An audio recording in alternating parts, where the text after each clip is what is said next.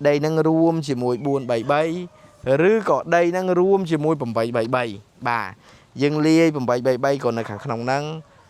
protein soy có dương đạn là khẳng khăn năng humic acid có miên là khăn năng group chụp xuống bong bóng nè đam thuyền tại cái này hai có chụp xuống đó bong bóng đây có bong tại tu sana video của các bạn bà thayនេះខ្ញុំវត្តមាននៅក្នុងចំការធរេនតាកាំងនៃស្រុកមីមុតបានមកដល់ក្នុងដំណាក់កាលនៃចំនួននៃស្លឹកនេះឥឡូវនៅក្នុងចំការរបស់តាកាំងមីមុតគឺត្រួយដល់ដំណាក់កាលទី2ហើយអញ្ចឹងតកតងនឹងដំណើរនៃត្រួយតកតងទៅនឹងការវិវត្តចម្រើនវ័យរបស់ធរេនពីមួយឆ្នាំទៅមួយឆ្នាំឃើញថាវាចេះតែទៅមុខរហូតបាទចឹងយើងចូលមកដល់អ្វីដែលខ្ញុំចង់បង្ហាញបងប្អូនគឺពាក់ព័ន្ធទៅនឹងដីពំនុកនៅពីខាងក្រោយខ្ញុំនេះបាទអញ្ចឹងបងប្អូនឆ្ងល់ថាហេតុអីមានអាដីពំនុកហ្នឹងសំណួរច្រើនខ្ញុំថតវីដេអូទៅបងប្អូនឃើញបងប្អូនសួរថាហេតុអីបានមានអាដីពំនុកហ្នឹងដីពំនុកហ្នឹងដូចយើងចម្រើនដីដូចគ្នាតែការដាក់ចំណីអាហារនៅក្នុងពំនុកនីមួយដែលវាជាកត្តាសំខាន់បាទបើខាងកពតគេហៅថាដីឆៅពួកខ្ញុំហៅថាចម្រើនដីចឹងទៅធម្មតាដីដែលយើងដាក់ជីដាក់អីហើយវាយូរឆ្នាំទៅហើយគឺត្រូវការផ្លាស់ប្ដូររសជាតិវាខាងក្រោមហ្នឹងជីដែលរឹសត្រូវការហ្នឹងវាត្រូវបានបឺតជញ្ជក់អស់ច្រើនទៅហើយចឹងយើងដាក់ដីថ្មីទៅទៀតដោយផ្លាស់ប្ដូរចំណីអាហារឲ្យគាត់បានស្រូបយកជីវជាតិថ្មីទៅទៀតនិយាយរួមការធ្វើបែបនេះគឺវាលូតលាស់លឿនជាងដែលយើងដាក់ជីហើយយើងអត់បានក្របដីពីលើតែដោយសារយើងអត់សូវមានដីយកមកក្របពីលើយើងដាក់ដុំចឹងអញ្ចឹងកតាដុំហើយនឹងក្របពីលើក៏មានភាពខុសគ្នាដែរតែអ្វីដែលខ្ញុំចង់បង្ហាញគឺខ្ញុំចង់បង្ហាញថាអាដុំហ្នឹងមានស្អីខ្លះនៅក្នុងអាដុំហ្នឹងបាទនៅក្នុងដុំនីមួយហ្នឹងមិនមែនតែដីនឹងទេដីនឹងរួមជាមួយ433ឬក៏ដីនឹងរួមជាមួយ833បាទយើងលាយ833ក៏នៅខាងក្នុងហ្នឹង protein soy ក៏យើងដាក់នៅខាងក្នុងហ្នឹង humic acid ក៏មាននៅក្នុងហ្នឹង amino ក៏មាននៅក្នុងហ្នឹងដូចគ្នាជាពិសេសបំផុតគឺ humic acid ហ្នឹងឯងគឺលេខ1បាទយើងដាក់ master EM លេខ1ស្រោចលើហ្នឹងយើងដាក់833ឬក៏433លាយជាមួយ protein soy អញ្ចឹងមួយដុំហ្នឹងសិតតែជាជីសិតតែជាចំណីអាហាររប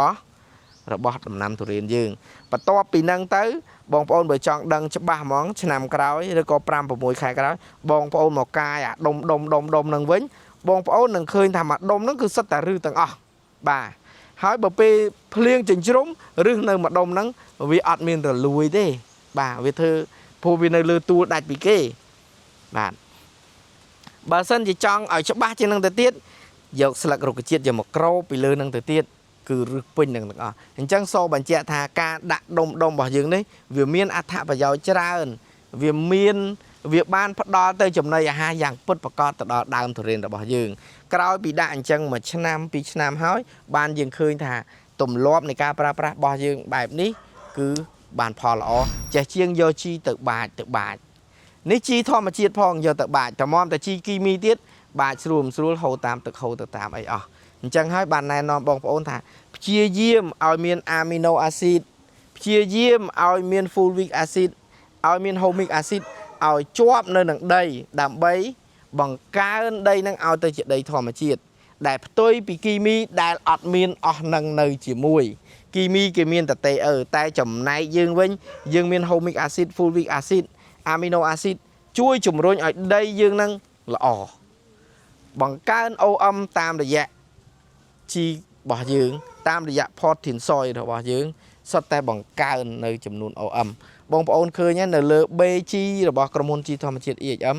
សុទ្ធតែបានបញ្ជាក់ពីចំនួន OM ពិតប្រាកដមិនមែនចេះតែដាក់ទេបាទមាន55 OM មាន65 OM សុទ្ធតែមានទាំងអស់អញ្ចឹងកម្រជីណាដែលមាន OM ខ្ពស់អញ្ចឹងណាអញ្ចឹង OM គឺជាតួនាទីមួយយ៉ាងសំខាន់ក្នុងការទប់ស្កាត់នៅការបម្រែបម្រួលអាកាសធាតុ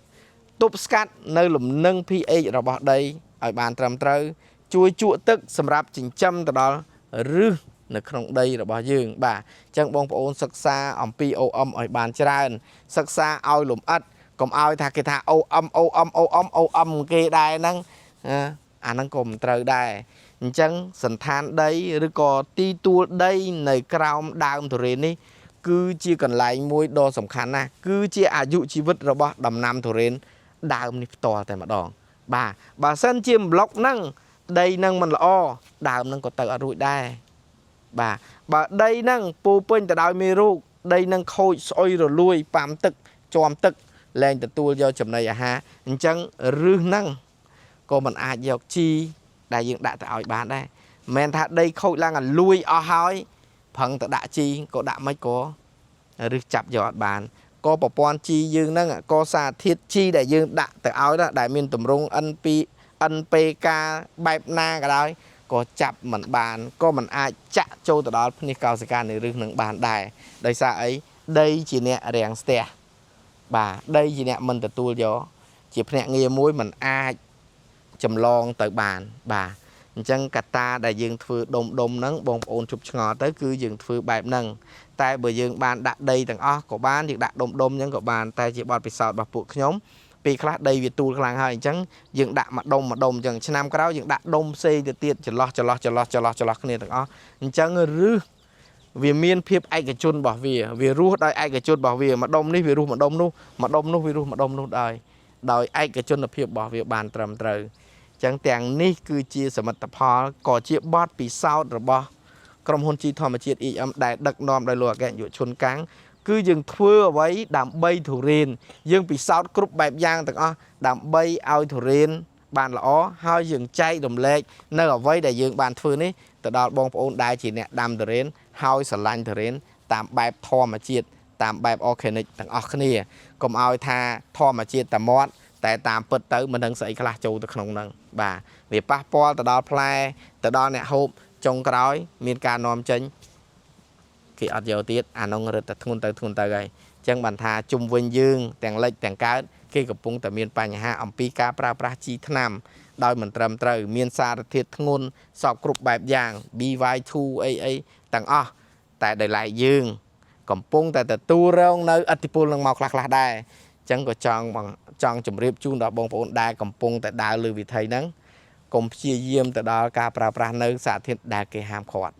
pra nơi ở với đài kê từ tu school hỏi pra nơi ở với bài thò mà chiết sờ lạnh tàng đá sờ lạnh tàng play sờ lạnh tàng slack có thử ai số hiệp dương là ở đài chạy sờ đánh bông mưa chung với năng từng ở tới cứ ai của miền này smile của miền đâu bà hỏi nhật có cái thả nhật chẳng vì một năm dương tan choตัวพอបានទាំងអស់ខែរដូវផ្កាផ្លែក៏ខ្ញុំបានបង្ហាញវីដេអូផ្កាផ្លែឲ្យមើលនៅរដូវថែទាំដើមក៏ខ្ញុំបានបង្ហាញវីដេអូថែទាំដើមឲ្យមើលអញ្ចឹងជាចេតនាមួយចង់បង្ហាញឲ្យបងប្អូនថាយើងធ្វើអញ្ចឹងដើម្បីថែរក្សាសុខភាពទាំងអស់គ្នាសុខភាពទុរេនសុខភាពផ្លែនិងអ្នកហូបហើយចំការទុរេនតកាំងមិនដែលហាមឃាត់ទេមានតែលើកទឹកចិត្តឲ្យភ្ញៀវចូលមកបានហូបនៅទីនេះផ្ទាល់បានបត់ពិសោធន៍ពីទីនេះហើយក៏មានចេតនាមួយចង់ដាំទុរេនបន្តិចបន្តួចដែរនៅតាមគេអដ្ឋានរបស់គាត់ដែរបាទអញ្ចឹងវីដេអូរបស់ខ្ញុំត្រួសបង្ហាញនៅពេលនេះមានប៉ុណ្ណេះហើយបើមានចម្ងល់ទៀតខ្ញុំនឹងអាចបង្ហាញនៅវីដេអូនេះក៏ក្រោយទៀតជូនបងប្អូនបានឱកាសនេះខ្ញុំបាទទេពធីតាពីចំការទុរេនតកាំងមេមត់សូមអរគុណសូមជម្រាបលា